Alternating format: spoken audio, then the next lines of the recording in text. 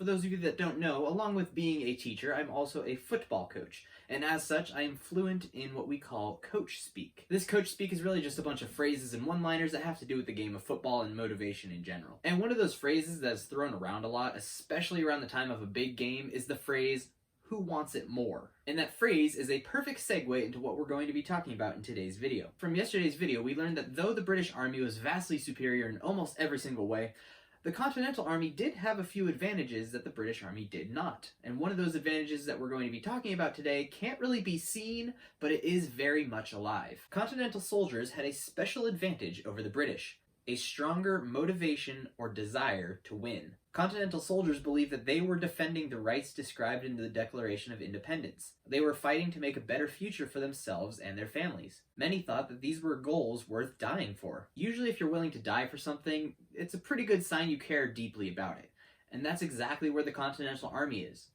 They're not blind. They know just how outnumbered and how outmatched they really are, but these are values that they care so deeply about that they don't really care if they die or not. But because of this, life in the Continental Army was no walk in the park, and that was especially the case in the winter of 1777 through 1778 in Valley Forge, Pennsylvania. Washington's troops showed this strong motivation at Valley Forge, Pennsylvania in the bitterly cold winter of 1777 through 1778. They were tired and starving, and many men did not have warm clothing or even shoes because the United States government had no money to buy them. Close to 3,000 men died that winter from cold and sickness, and yet the Army did not give up. We talk a lot about the concept of grit here at Literacy First, and being people of good character, we always make that choice to keep going when times get tough. And that winter in Valley Forge that the colonists faced in 1777 was the very definition of grit. I don't know if you've ever been to the East Coast for any period of time, but during the winter time, it is the bitterest cold you have ever felt. On average, during winter in Pennsylvania, you're likely to experience a daily high of 34 degrees. On the lower end, it's 18. Remember, these are averages we're talking about here, so this is the temperature almost every single day in winter. And that's just temperature. We haven't even talked about the bad weather of wind and snowstorms. Suffice it to say, this Continental Army was as tough as they come, and the reward of a new independent country was all the motivation that they needed to win this thing. Their enemy, on the other hand, not so much. The British soldiers had less motivation to win the war. Most of them fought because it was their job. They were not defending their homes or their freedoms, and Parliament had other problems besides the war. It had colonies to protect in places outside North America. It had strong enemies like France and Spain, and many people in Great Britain did not want to pay for a war in distant North America. Once a person is only working because they're getting paid, you've lost the effectiveness of that person. If you don't have a real desire and motivation to finish that task instantly becomes 10 times bigger. The British Army didn't really feel like fighting this war, and therefore it severely limited their true power. And really, as our book tells us, they had bigger fish to fry. Remember from one of our videos last week that I had said Great Britain had colonies all over the world, and running remote colonies took a lot of work even when things were going smoothly. This revolution from the colonists in North America was the last thing that Great Britain wanted to deal with when they had enemies like Spain and France right on their doorstep. Oh, and not to mention, their own tax-paying citizens were none too happy that their hard-earned money was being paid to fight a war clear across an ocean that didn't really affect their day-to-day life over here. All in all, though the British Army was well-equipped to fight this war, they really just weren't feeling it and only really wanted the paycheck out of it, assuming they lived. Though that's not to say that the British Army was completely devoid of motivation. The loyalist colonists, like Tom Hutchinson here, believed that they could still be united with Great Britain and fought on their side. Additionally, the Native Americans didn't like how the colonists were interfering with their lands,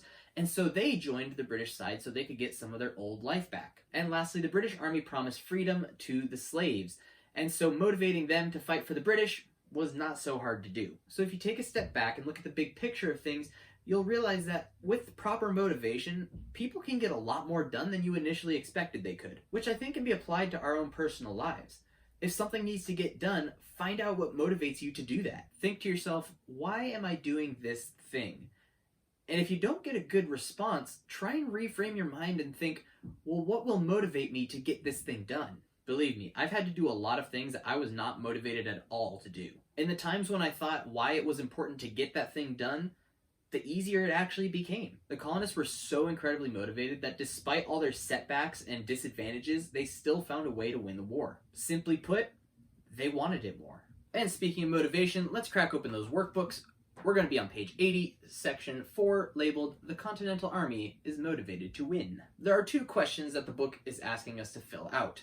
One is about the Continental Army, and the other is about their opposition. So, let's dive in. Our first question is, what motivated soldiers in the Continental Army? Well, first and probably most importantly, they were defending the rights that were described in the newly written Declaration of Independence. It would be kind of pointless if that wasn't a reason, because they just spent so much time writing the document. You would think they'd want to fight for it. Moving on though. Second, the colonists were fighting for a better future for themselves and their families, which leads us to the logical follow-up: they were defending their home. So overall, these colonists were ready to risk their lives in order to live in a free and independent country. Which, if you think about it, things haven't really changed at all in present day. Our brave men and women in our armed forces risk a lot to protect us and keep us the land of the free. So veterans, we truly do thank you for that. But for all the effort that the Patriots gave, there were still those that opposed their freedom-fighting ways. We're going to list 3 of them in our notes. The following groups of people lived in the colonies, but they did not want to fight for the British. They wanted to join them. Those people are the Loyalists, slaves who were promised freedom, and the Native Americans wanting more protection of their lands. So basically, the Loyalists were like a rock in your shoe.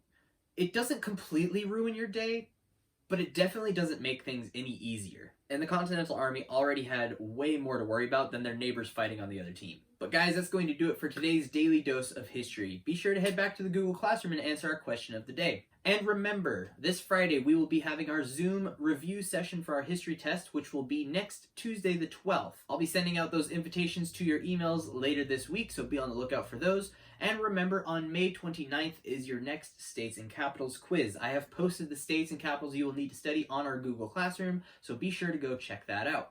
But other than that, I'll see you right here tomorrow.